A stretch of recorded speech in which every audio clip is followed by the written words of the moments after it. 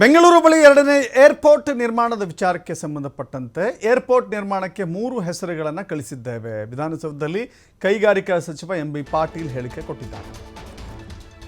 ಬೆಂಗಳೂರು ಸುತ್ತಮುತ್ತಲೂ ಕೂಡ ಎರಡನೇ ಏರ್ಪೋರ್ಟ್ ನಿರ್ಮಾಣ ಮಾಡಬೇಕು ಅಂತ ಹೇಳಿ 60 ಕಿಲೋಮೀಟರ್ ವ್ಯತ್ಯಾಸದಲ್ಲಿ ಮಾಡಬೇಕಾಗುತ್ತೆ.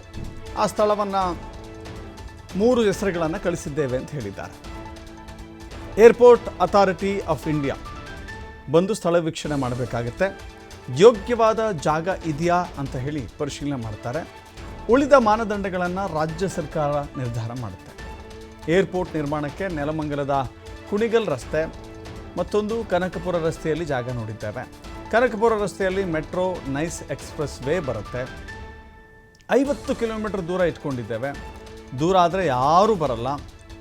ಇನ್ನು ಶಿರಾ ಚಿತ್ರದುರ್ಗದಲ್ಲಿ ಏರ್ಪೋರ್ಟ್ ಮಾಡಿದ್ರೆ ಯಾರೂ ಬರೋದಿಲ್ಲ. ಏರ್ಪೋರ್ಟ್ ವಿಚಾರದಲ್ಲಿ ನಾನು ಯಾರ ಒತ್ತಡಕ್ಕೂ ಮಣಿದಿಲ್ಲ.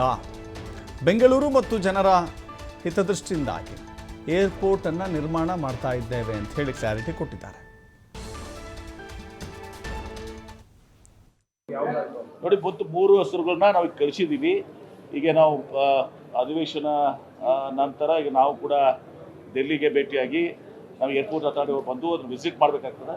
ವಿಸಿಟ್ ಮಾಡಿ ಸೈಟ್ ಅಪ್ರೂವಲ್ ಮಾಡ್ತಾರೆ. ಇದು ಯೋಗ್ಯದಂತ ಅಷ್ಟೇ. ಅವ್ರ ರೋಲು ಬರೀ ಸೈಟು ಇದು ಸರಿಯಾಗಿದೆ, ಇಲ್ಲಿ ಇದು ಆಗ್ಬೋದು ಅಂತೇಳಿ. ಇನ್ನು ಉಳಿದಿದ್ದು ತದನಂತರ ನಾವು ರಾಜ್ಯ ಸರ್ಕಾರ ನಿರ್ಣಯ ಬೇಕು. ಫಿಸಿಬಿಲಿಟಿ, ವಯಬಿಲಿಟಿ, ಈ ಎಲ್ಲ ಮಾನದಂಡಗಳು ನಮಗೆ ಎಲ್ಲಿ ಬೇಕು ಅದೆಲ್ಲವೂ ಕೂಡ ನಾವು ರಾಜ್ಯ ಸರ್ಕಾರ ನಿರ್ಧಾರ ಮಾಡ್ತಾರೆ. ಒಂದು ದೊಡ್ಡಬಳ್ಳ ಇದು ಗೊತ್ತಿದೆ, ಮಲ್ಮಂಗಲ ಟು ನಿಮ್ಮ ಹಾಸನ್ ರೋಡ್, ಕುಣಿಗಲ್ ರೋಡ್ ಇದೆಯಲ್ಲ, ಅದು ಸುಮಾರು 35 ಕಿಲೋಮೀಟರ್ ಆಗುತ್ತೆ ಸೆಂಟ್ರಲ್ ವಿಧಾನಸೌಧದಿಂದ. 35-38 ಕಿಲೋಮೀಟ್ರು. ಇನ್ನೊಂದು ಕನಕಪುರ ರಸ್ತೆ ಮೇಲಿದೆ.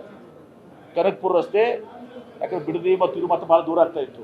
ಕನಕಪುರ ರಸ್ತೆಯಲ್ಲಿ ನಾನೇ ಸ್ವತಃ ಇದನ್ನು ಹಾಕ್ಕೊಂಡು ಅದು ಕನಕಪುರ ರಸ್ತೆ ಮೇಲೆ ಏನಿದೆ ಅಂದರೆ 5 ಕಿಲೋಮೀಟರ್ ಮೆಟ್ರೋ ಕನಕಪುರ ರಸ್ತೆ ಬರ್ತದೆ, 5 ಕಿಲೋಮೀಟರ್ ಮೆಟ್ರೋ ಬರ್ತದೆ, 10 ಕಿಲೋಮೀಟರ್ ನೈಸ್ ಬರ್ತದೆ, ಇನ್ನೊಂದು ಕಡೆ ಮೈಸೂರು ಎಕ್ಸ್ಪ್ರೆಸ್ ವೇ ಕನೆಕ್ಟ್ ಆಗುತ್ತೆ. ಸೊ ಹೀಗಾಗಿ ಎರಡೂ ಸೈಟು ಸಹ connectivity, metro connectivity, road connectivity ಮತ್ತು ನಮಗೆ ಡಿಸ್ಟೆನ್ಸ್ 50 ಕಿಲೋಮೀಟರ್ಸ್ ನಾವು ಇಟ್ಕೊಂಡಿದ್ದೀವಿ. ಯಾಕಂದ್ರೆ ಭಾಳ ದೂರ ಆದರೆ ಯಾರೂ ಬರೋದಿಲ್ಲ.